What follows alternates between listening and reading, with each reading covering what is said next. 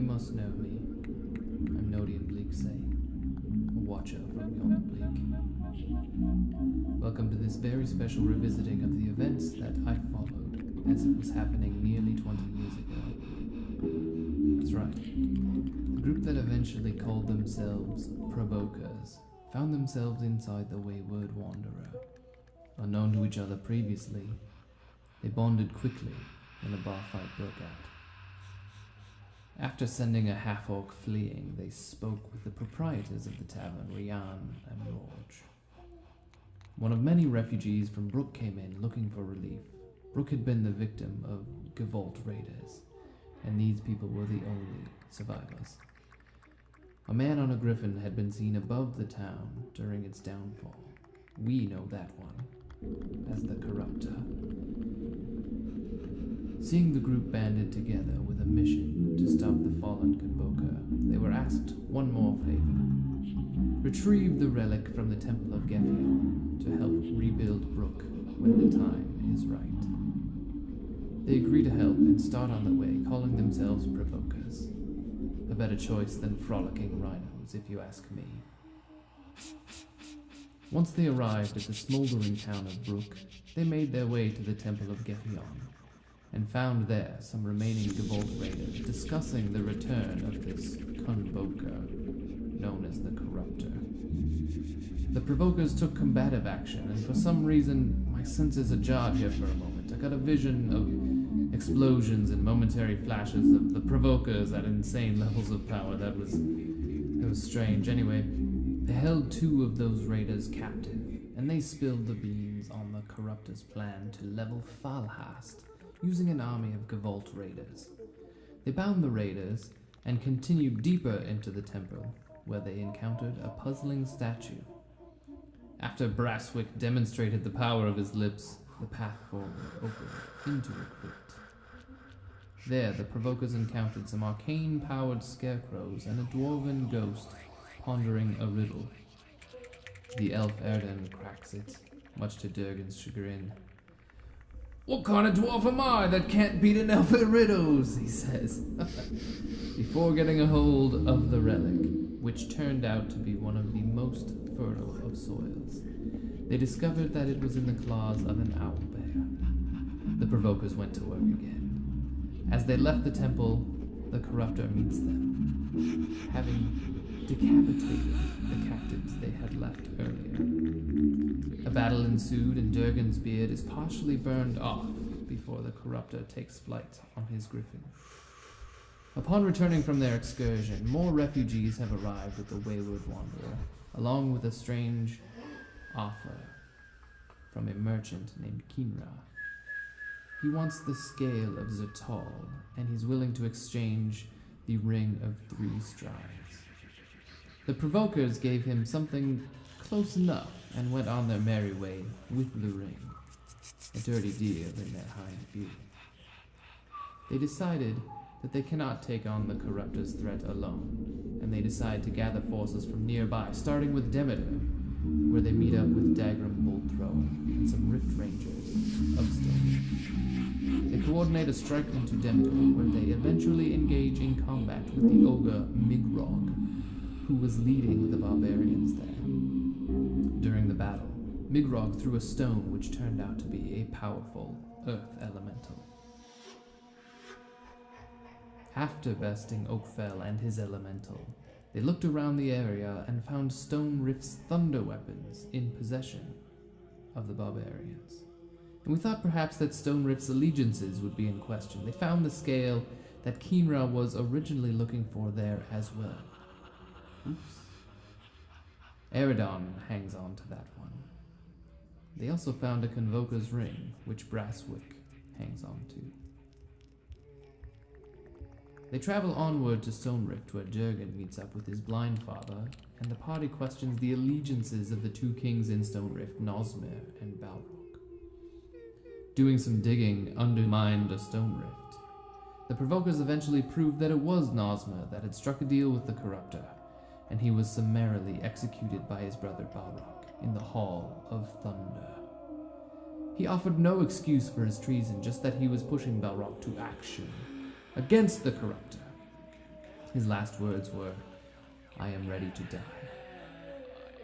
It was only moments later that we learned that Falhast is already under attack. While in Stone Rift, Brasswick passed on his prayer book to a young boy. I wonder whatever happened to him.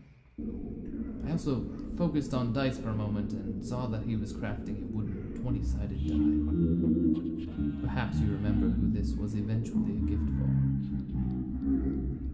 We also shouldn't forget that Durgan was given Storm's Reach, the Hammer of Nosmer, to aid in his battle against the Corruptor. It was given to him by the Thunderlords, who promised to work against the Corruptor. The Provokers rush off towards the Shade Vale to enlist the helps of the elves there, but are ambushed in the lift by Hellscreamers, led by Una Strongsong. A truly epic combat followed, and if you remember it as I do, the Provokers barely escaped out of the fallen contraptions moments before it hit the ground. Una survived, but was captured by the Provokers. They interrogated her, learning all about how the Gevault fell to the influence of the Corruptor. She rolled the die that Dice had carved, and then was executed by Aerodin. The Ring of Three Strides was used for the first time, but it sent them into the water of the well outside of the Wayward Wanderer by Keenra's design. It seems he wasn't too happy having the wrong scale in his possessions, and the Provokers were trapped in the well with Notyug. Eventually, they escaped by giving Keenra what he wanted, the scale of Zertal, and they nearly died in the bargain. What was that? Time is working against me at the moment. I must hurry. The chief chronicler does not wait well. They travel to the Shade Vale, where Aerodin meets his father and receives the bone blade that he once wielded. His sister is still sick with Rotlong, and the matron tasks him with finding out what the orcs stole from the Corruptor. It turns out, after the group got good and foggy on some troll tea, that it was the blade of a goddess. They were attacked with this new weapon, and to my surprise, the Corruptor's face was that of a normal human, attractive even. The helmet that fell during that battle made a great addition to Durgan's Warhammer. The orcs from Skull Ridge attack Shade Vale, killing Matron Elmira and sending the survivors into the dangerous troll tunnels. It turns out that Aerodin's sister Lerowise is a powerful druid, and Mir Stonegaze seems to trust her to lead these refugees. They find their way to Fulgrim, where Brasswick is united with an old friend, and the rest of the Provokers wind up meeting Emery Suresteel, a wayward convoker. Emery sure knows a lot about Arendelle / the Corruptor. They were once partners of a sort. Emery shared the story of Arendelle's fall to darkness, which happened at a temple in the Gevault Wilds. The group is attacked by Hellscreamers again, and Emery loses his equipment as his home becomes submerged underwater. Emery suggests that Falhast's hope may rely on the centaurs of Bloodhoof Steppe, who were once antagonists of Falhast. On the way there, Dice's old troop is discovered to be laying siege to the horsemen. Through knocking his old boss square in the teeth, Dice convinces them to leave the centaurs alone, while the Provokers meet with them. The old Khan there, Timur, is convinced to lead his brothers in arms against the orcs one more time. And the battle does occur, and it seems won until the blackworm Nverioth shows up and horribly scars Dice with his acid. The battle is won, however, and eventually the Provokers find themselves again at the Wayward Wanderer, now a part of New Brook. The armies they've called for have arrived, and moving towards Falhast is imminent. Dice learns to use some Misurium to make himself a mask, and Keenra makes a bargain with Durgan, Brasswick, and Aerodin, giving them star steel armor in exchange for a future favor. The Ring of Three Strides is used again to teleport most of the army into Valhast by Dice, who had flown it in, while the other Provokers enter through the sewers. The strategy is a success, and the orc hordes are driven back. After the battle, Dice sees Holly, and he tells her that Aaron Ellington, his true name, is no more. And he gives her the loaded 20-sided die that he's been whittling for some time.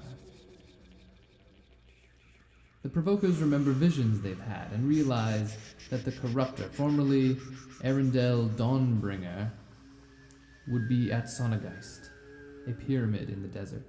They find him there in the final moments of a ritual, and the God Sword is shattered, and a bleak rift is opened.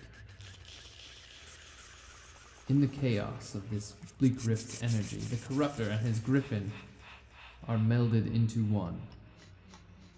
I'd call that a Griffruptor. Can someone trademark that? Anyway, in the midst of the crumbling and now floating pyramid, the Provokers have a final battle with the Corruptor, which ends when Dice's staff is used by Durgan in the final blow, sending the Corruptor to sink into the black sands of Sonageist. Wow. That was exciting. The last we followed these four, Dice walked away solo into the desert while inspecting a lump of copper, and the rest of the Provokers signed the Accord of Provocation, which has led to a period of peace in the western Southlands. Even the Gavolt Raiders paid restitution for the horrors they helped the Corruptor commit.